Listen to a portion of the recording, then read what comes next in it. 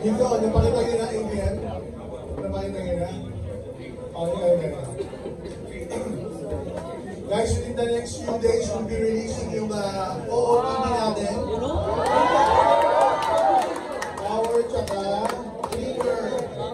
Okay, para pag-suot nyo yan, tapos sobrang init, alam mo na. Pag may nagtanong, ano yung ganyan, madali ko mapapaliwanag. It comes with our marketing plan, alamin mo yung sa Sodexo. Okay? Sige, palakpan natin si Bibi Bibo. Are you excited, guys? Yes! Nag-ahandaan natin mabuti yung anniversary 18 years. Everybody say 18 years. 18 years! Bibihira yung, hindi pala bibihira.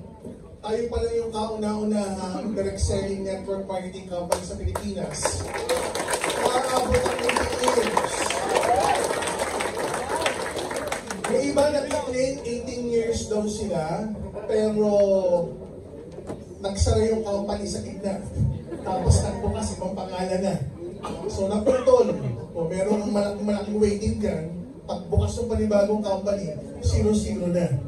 So in global pa lang, yung kauna-unahang network marketing company na for the past 18 years, tuloy-tuloy.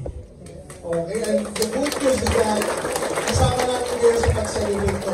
Tama po ba? Yes! So 18 years. Mahirap paniwalaan pero in reality, 18 years talaga. Okay, and to think, guys, na nagsimula tayo officially March of 2006. Pero operationally, nagsimula tayo September of 2005. So in reality, more than 18 years na tayo operationally. Pero magse-celebrate lang tayo sa June. Excited ka ba? Yes! May mananalo! Yes! Ngayon, pinaisipan namin kung magdadagdag pa ng papremyo. Yes!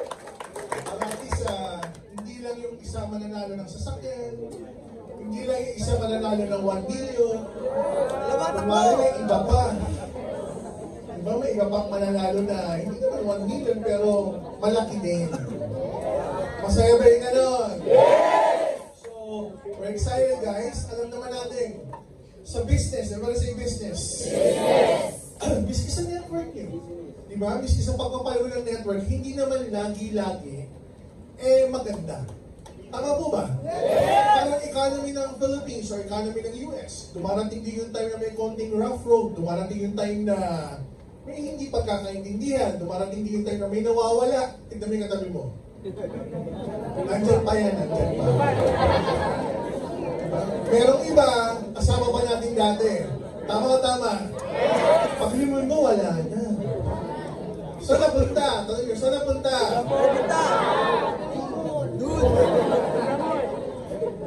Ngayon, siyempre, pagka nawala, bayaan nyo na. Sabihin nyo, goodbye.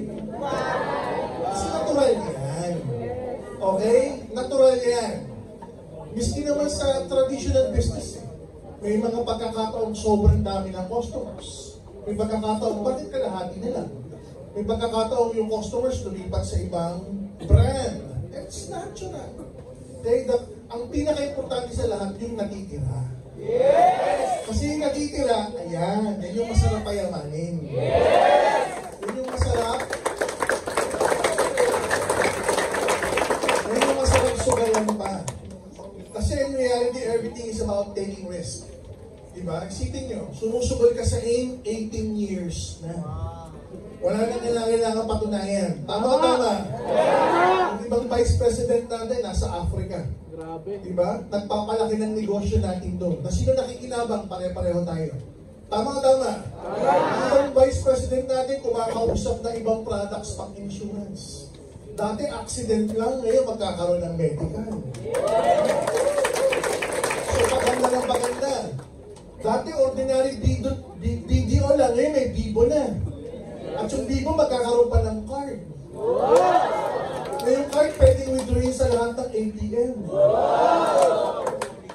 So hindi lang nag-i-stay na gano'n, pinapaganda ng pinapaganda. Tama. So nakita niyo yung franchise business natin.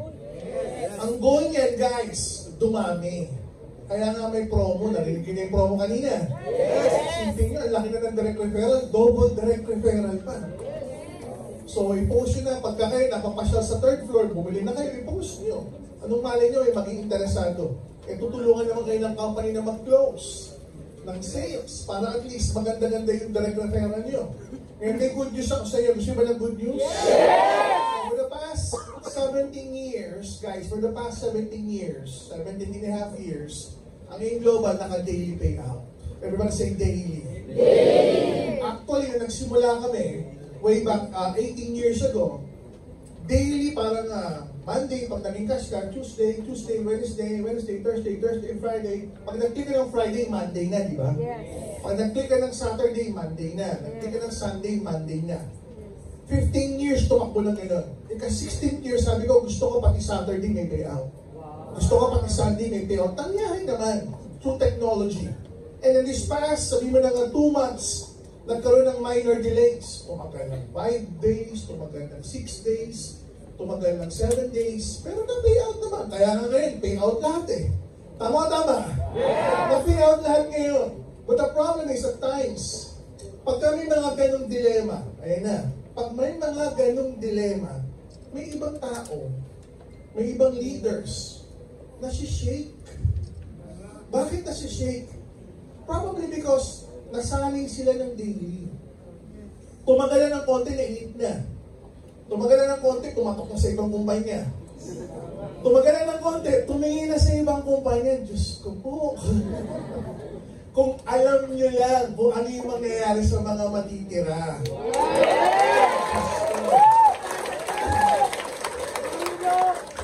Dami ng ganyan eh. Sana nandito si Louie. Nandito ba si Louie? Diba? Nababanggit ko tuloy si LPG. Pamilya ba kay LPG? Yes! Sa mga paborito kong istorya. Si Louie. Diba? Kasama ko si Louie way back 2005 when we started this company. Si Louie yung kauna-unahang ginugroup namin na magiging top earner. In 6 months time, kumikita siya ng 200,000-300,000 pesos per month. Nakamagandang Honda Civic. Ang ganda. Tapos may kumalabit sa kanya. Sabi, ano pangalan ng company mo? AIM Global. Okay na. Magko-global pala na. Yung company namin, global na. Baka gusto mong tignan. Ayun. From AIM Global, lumingon. Ano niya sa Bible? Iba merong, may lingkod ng Diyos doon eh. Sabi sa kanya, takasan mo yan, yung lugar na yan. Pag tumakas ka dyan, wag na wag kang lilingon. Kasi pag lumingon ka, magiging asin ka. Alam niyo yung asin? Diba, bakit asin? Ba't hindi asukal? Diba bakit hindi atsara? Bakit asin? Kasi pag asin, inalat. Minalas. Lumingon, naging bato, naging haliging bato na asin. So going back to my story, sipin mo kasalpak lang ni Louie, 2005, pioneer siya. Pioneer na mga pioneer. Ano nangyari kay Louie noon? Lumingon. Ang ganda ng product natin, supplement. Tapos yung product na nilingunan niya, tanong niyo ano yung product? Ang gwapo ni Louie, di ba? Tama ba? Yes. Mga girlfriend na naging girlfriend ni Louie, kaganda. Tama ba? Diba? Ang ganda. Ang gwapo ni Louie, paglingon niya doon sa company niyo, yung product, napkin. True story, guys. Lumingon. Lumipat sa napkin. Dati ginagawa ito yung product natin, supplement para sa high blood, sa diabetes, malakas, masigla, bla bla bla. Pagdating dito sa kabilang company, tignan nyo to. O lagyan natin to ng dugo. O hipuin mo, basa na. Tingnan ko, lagyan natin ng dugo. Hipuin mo, tuyo pa. Sabi mo, kalalaki mong tao True story. Umikot siya Luzon, Visayas at Mindanao. May nangako sa kanya doon. Sabi sa kanya doon, partner, sama ka sa akin, global tayo. At approval ng napkin, madali sa mga bansa. Tayo magbubukas ng US, Canada, Australia, lahat ng first world country binanggit. Totoo naman na ang napkin madaling ipa-approve sa iba't ibang mga bansa kasi hindi mo nilulunok eh. Hindi mo kinakain eh. Kumpara sa supplement na kinakailangan ipa-approve sa FDA. Tama o tama? So lipat siya ron. Eh yung marketing plan, Diyos ko po, ang hirap. Tayo, binary. Pinilipatan niya, 5 linya. Hinataw niya. Sabi nung applicant doon, sasama kita sa US, magbibuild tayo sa US, sa Canada, sa Singapore, sa Europe. Ayun. Awa ng Diyos, after 6 to 8 months, ang checking niya, 60,000. Eh, nagto 200,000 per month siya rito. Dito rin yung office. 10th floor. So dati yung office natin sa 3rd floor lang. Pag nagpupuntahan yung mga tao, halos lahat ng tao sa elevator lalabas ng 3rd floor. Yung ilang matitira, 10th floor. After some time, wala na sila dito sa 10th floor. Asa na sila? Nana. Sara na. So sayang. What happened to Louie? Pumunta na ibang company, na ibang company, na ibang company. Isang company sinalihan niya ulit, nagsara. Yung isang company, nagbago ng marketing plan. Yung isang company, nawala na. Ang downline ni Louie sa left, Joseph Lim. Downline ni Louie sa right, Andy Yakat, yung nagbukas ng Taiwan. Eh nawala si Louie. Ano nangyari? Yung aim, tuloy, tuloy, tuloy, benta, benta, nag-create ng milyonaryo, nag-US trip. Kasama namin sa US si Joseph at si Andy. Nakikita na ngayon sa Facebook, dapat ako yun na. Nag-profit sharing, milyon yung kinita. Dapat ako yun na. Nag-Europe tour, dapat ako yun na. Tumagal ng maraming taon. Nag-shopping siya ng iba't ibang company. Tinignan lahat. Tapos bumalik dito. Sabi sa akin, Dok, pwede ba ako bumalik? Years, mga 6-7 years siya nawala. Sabi ko, bakit naman hindi? Bakit naman hindi? Ganda naman ang pinagsamahan natin eh. Bago ka nga umalis, pinuntahan pa kita sa bahay mo eh.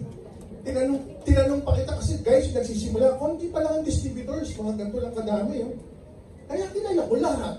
Kaya nalalaman ko, ito nagto 200,000, aalis. Kaya alam ko bahay niya, pinuntahan ko. Sabi ko, bro, sigurado ka, alis ka. Alam ko yung mangyayari sa'yo, nakita ko na to. Ayokong mabudol ka. Tignan mo yung katabi mo. Yan. Sabi, hindi Dok eh, hindi Dok, kakaiba eh. Kakaiba yung product eh. Sabi ko, walang kakaiba. Kakaiba yung product. Ano yung product natin? Kakaiba nga.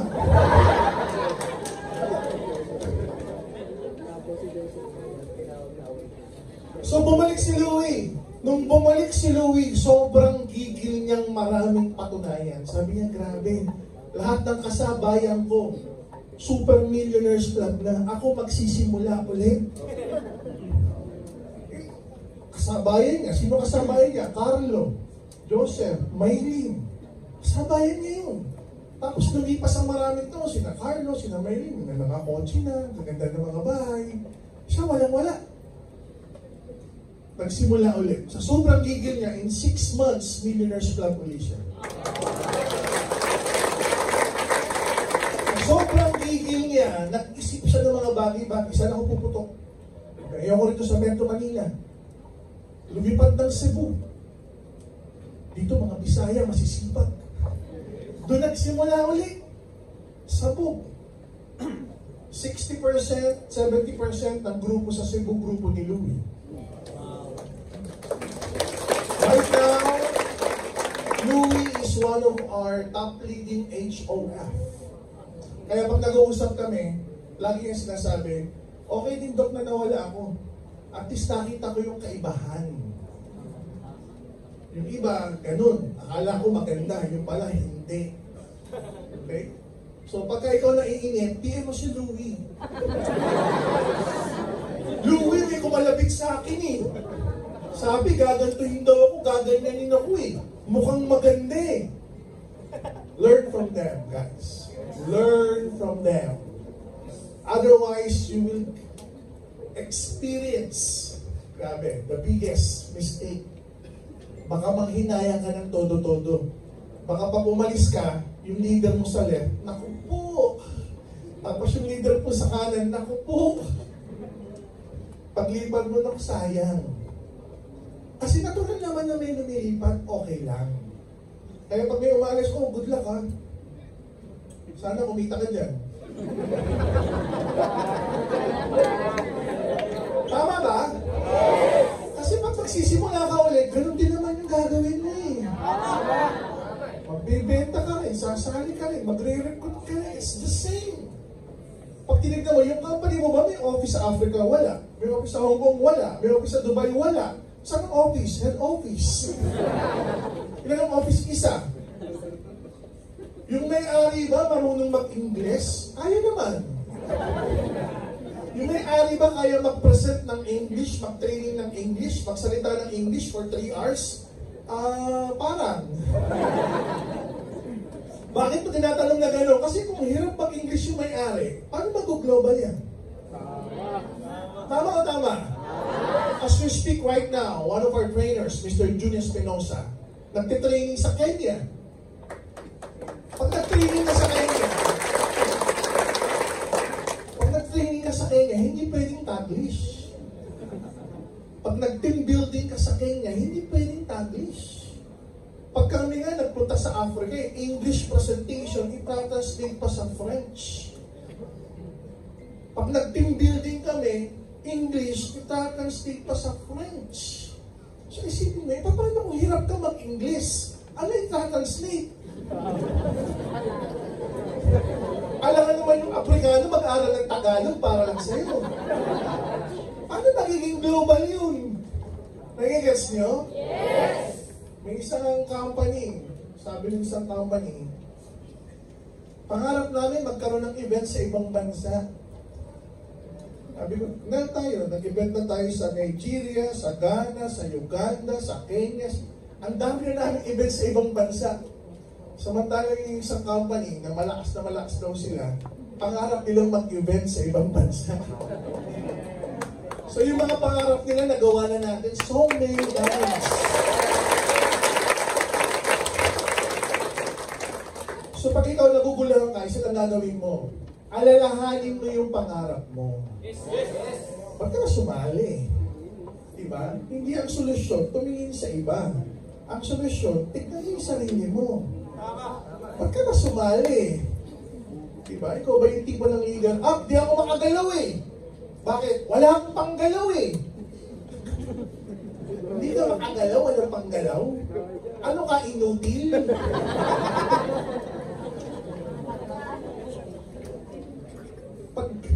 Nung kami nag-network guys, hindi ka makagalaw, walang panggalaw, gumawa ka ng paraan. Yes! Diba may produkto, magbenta ka. Diba? Mag-recruit ka, gagawan mo ng paraan. Diyos ko po, yung iba po makaasa kay Upline, grabe. Upline, mapuputulan na kami ng kuryente. Upline, pangulog na sa sasakyan. Upline, yung bombay na sa labas. Lahat na inasa kay Upline.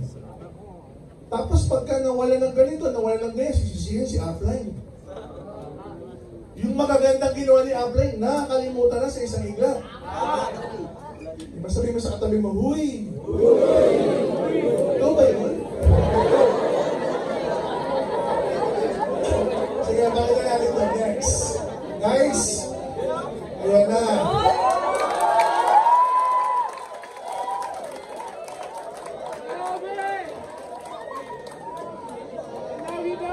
Nakabigo ka na ba? Abangan nyo, guys, abangan nyo. Sabi ng iba, bakit aabangan? Dati na natin itong ginagawa eh.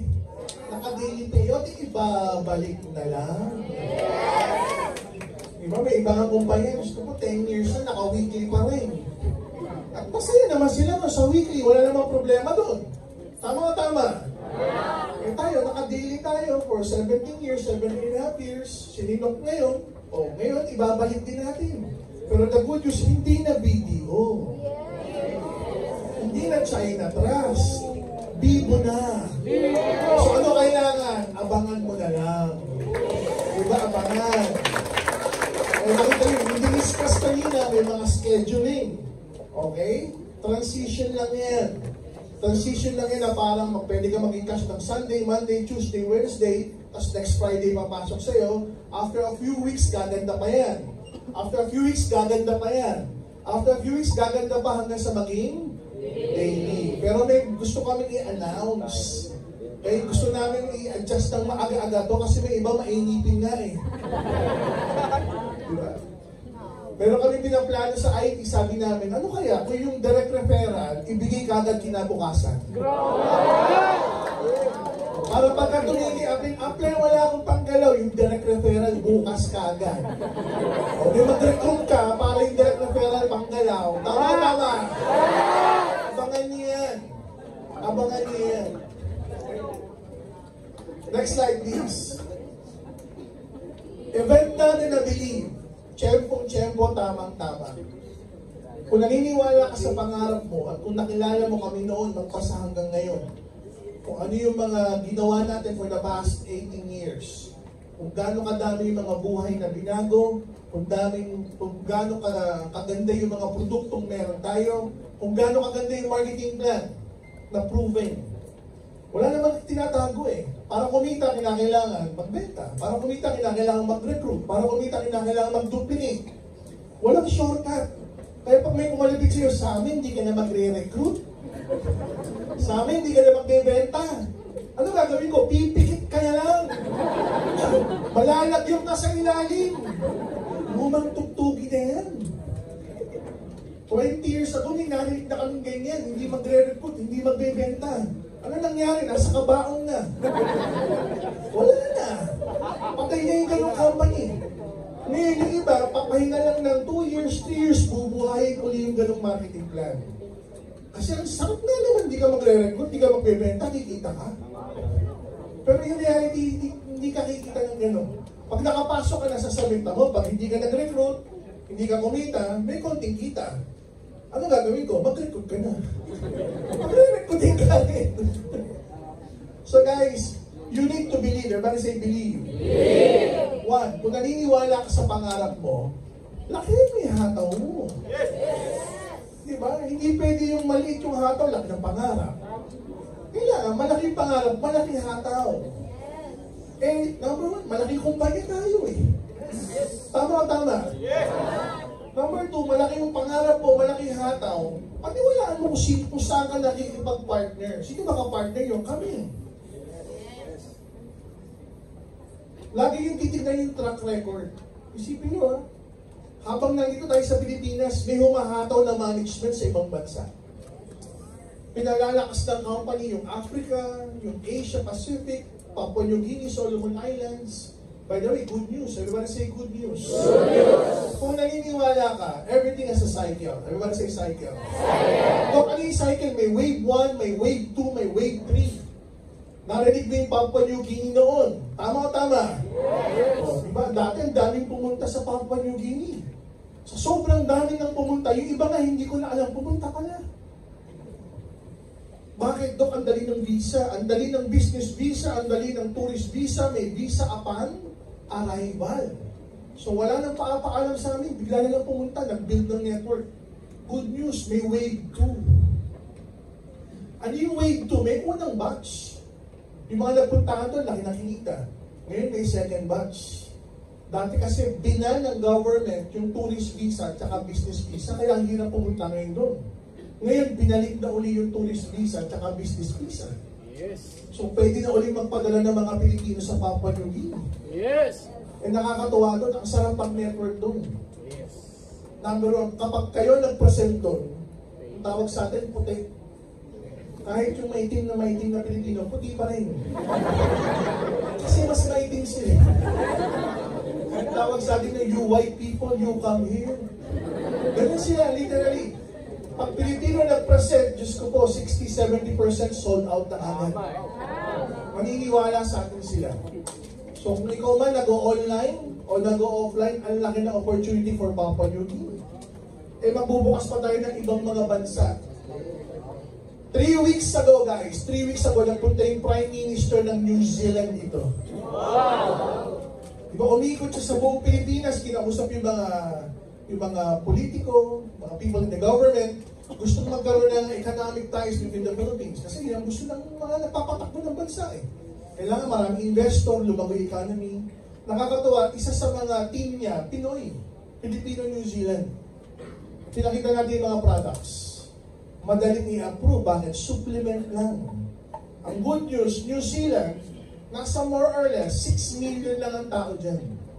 More or less. Mas marami pa yung baka kaysa tao. Pero, maraming pera. Why? First world country. Okay?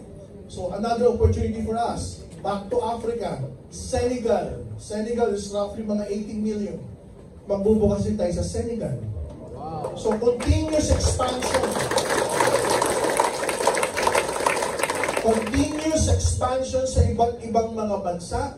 Continuous innovation here in the Philippines. Guys, within the next 3 to 6 months, bubuksan na natin yung ating legal, legitimate investment division. Wow! Investment division na may secondary license from the SEC. Pag nakarinig ka ng investment, ang unang-unang tanong, may secondary license ba yan? Ang sagot natin, meron po. So abangan niyo yan kasi alam ko nakaka-encounter kayo ng mga tao na may pera, gusto mag-invest. Tama o tama?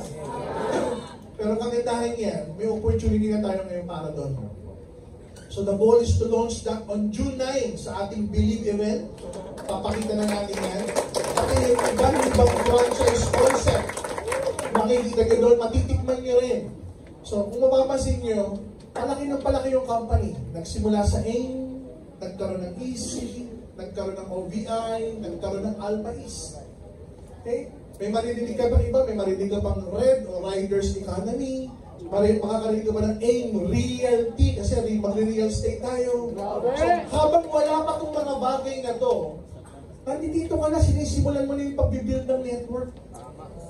Sipin mo, pumupondo ka na. So if you will join us in our vision, matagal na matagal pa tayong magsasama.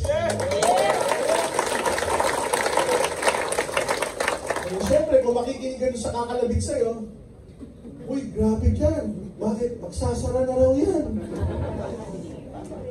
Nakakatuwa. When we launched when we started our operation September of 2005. September of 2005. Ang daming nagsabi, ay, 6 months, sarado na yan. Nag-launching kami ng March of 2006. Sabi, after 1 year, magsasara yan. Mabot ng 1 year. Sabi ni iba, ay, after 2 years, magsasara yan. Mabot ng 2 years, 3 years. Sabi ni iba, ay, after 5 years, magsasara yan. Tumanda na sila. Kakasabi ng magsasara, tayo palaki ng palaki ng palaki.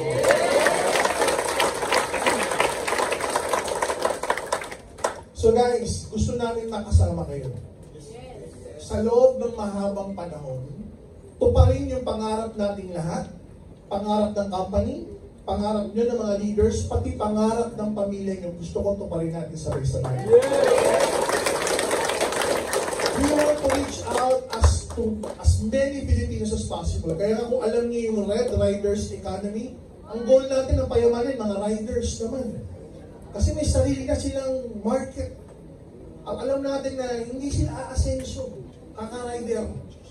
Kumikita sila ng 5,000, 10,000, 15,000, 20,000 per month, pagbigay-bigay ng tip every now and then. Pero alam mo, 5 years from now, ganun pa rin ang kinikita nila. 6 years from now, ganun pa rin ang kinikita nila. Pero kung gagawin natin ang concept yan na merong rider, get rider program, rider ka ngayon, manager ka bukas. Mababago yung buhay nila. So, kung mapapansin nyo, may market tayo for investors, may market tayo for franchisee, may market tayo for direct selling and network marketing, may market din for riders. Iba-iba. And this is the birth, guys, of AIM Global Group of Companies. Yeah. Sana, sama-sama natin pagtulungan na lahat ng pangarap ng company ma-achieve and when it's finally unfolding, natutupad din yung mga pangarap niya. So guys, thank you very much. It's been a wonderful audience.